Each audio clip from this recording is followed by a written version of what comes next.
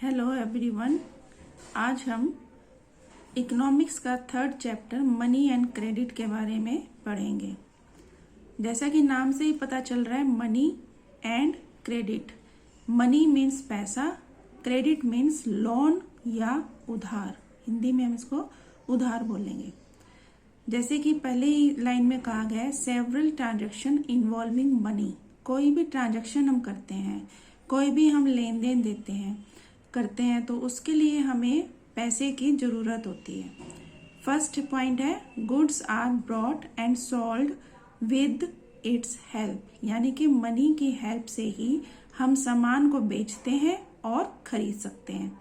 यानी कि कोई भी हमें वस्तु खरीदनी है बाजार से या दुकान से, तो हम उसके लिए क्या करते हैं कि हम पैसा एक्सचेंज करते हैं। सेकंड है, no actual money transfer to at present but a promise to pay money letter.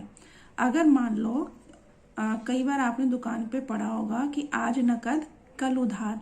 इसका मतलब क्या है कि हमें अगर हमारे पास पैसा नहीं है और हमें कोई वस्तु खरीदनी है तो उसके लिए हम प्रेजेंट में ये कह सकते हैं कि हम उसको बाद में पैसा पे कर देंगे, यानी कि हम उसको प्रॉमिस कर लेते हैं कि जब भी हमारे पास पैसा होगा हम उसको पे कर देंगे।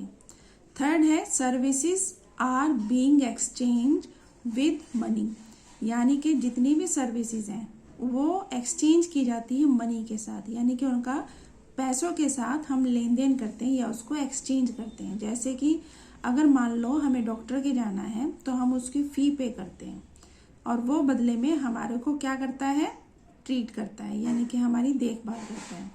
सेकंड थिंग, अगर हमें स्कूल में जाना है या किसी भी इंस्टीट्यूशन में जाना है या फिर ट्यूशन पे जाना है तो उसके लिए भी हमें क्या करना होता है, फी पे करनी पड़ती है, तभी हमारी सर्विस को हमें एक्सचेंज कहते हैं। इसको services are exchange with money, यानी कि हमने क्या किया, पैसा दिया और सर्विस को अवेल किया। ठीक है।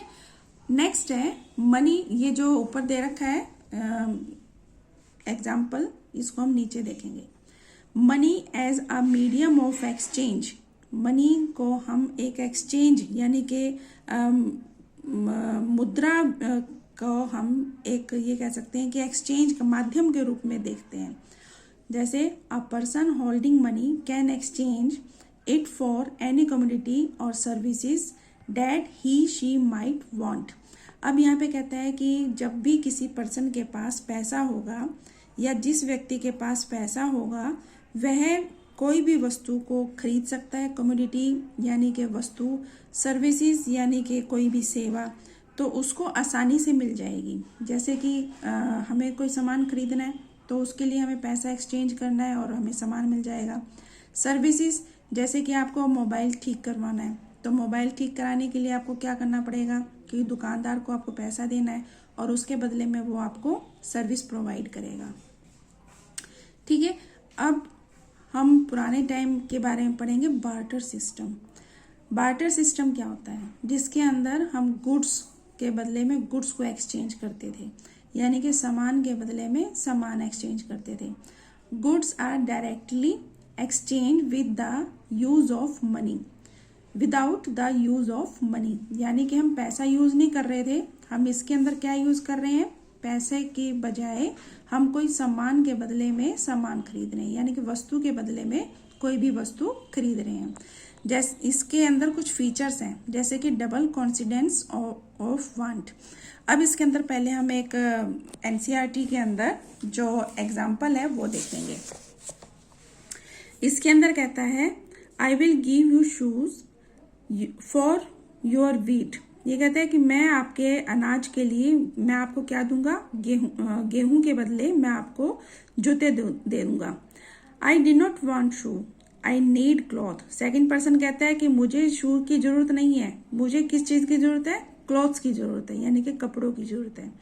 तीसरा बंदा कहता है, I want shoes but I don't have wheat. मुझे जूतों की जरूरत है लेकिन मेरे पास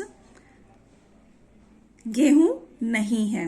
तो इसका मतलब क्या हुआ कि ये जरूरी नहीं है कि जिस व्यक्ति को कोई चीज की जरूरत है और वो चीज जैसे कि इसको और अच्छे से समझते हैं कि जिस व्यक्ति को गेहूं की ज़रूरत है तो और उसको ज़रूरत नहीं है कि जूतों की ज़रूरत हो, ज़रूरी नहीं है। और ये भी ज़रूरी नहीं है कि उसको कपड़ों की ज़रूरत हो। जैसे कि एक एग्जांपल देती हूँ कि आपका एक फ्रेंड है जो कि आपकी बुक खरीदना चाहता है, आपसे बुक को एक्सचेंज करना चाहता है। तो उसने क्या किया, उसने कहा कि आप मेरा पेन ले लो और मुझे अपनी बुक दे दो।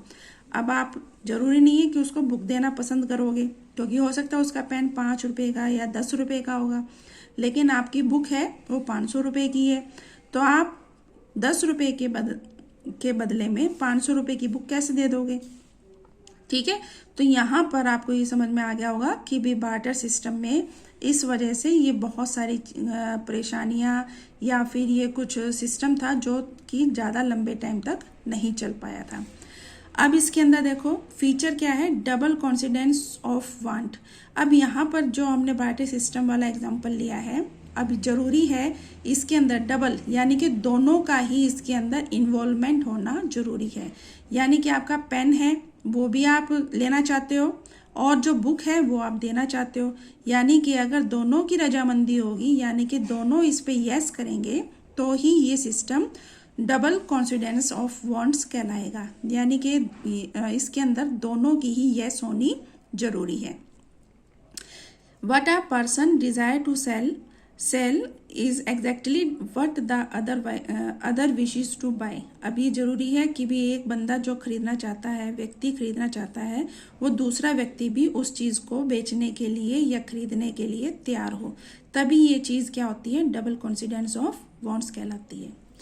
नेक्स्ट देखेंगे, money is also called a medium of exchange.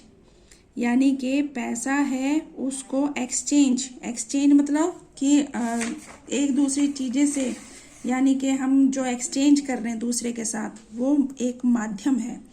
Since it acts as an intermediate in exchange process. यानी कि कोई भी वस्तु हम जो खरीद रहे हैं या बेच रहे हैं, उसके अंदर जो पैसा है वो एक प्रोसेस है, यानी कि एक मीडियम है जिसकी वजह से हम सामान को या कोई भी वस्तु हम जो खरीद रहे हैं, बेच रहे हैं, उसको हम एक दूसरे के साथ एक्सचेंज कर सकते हैं।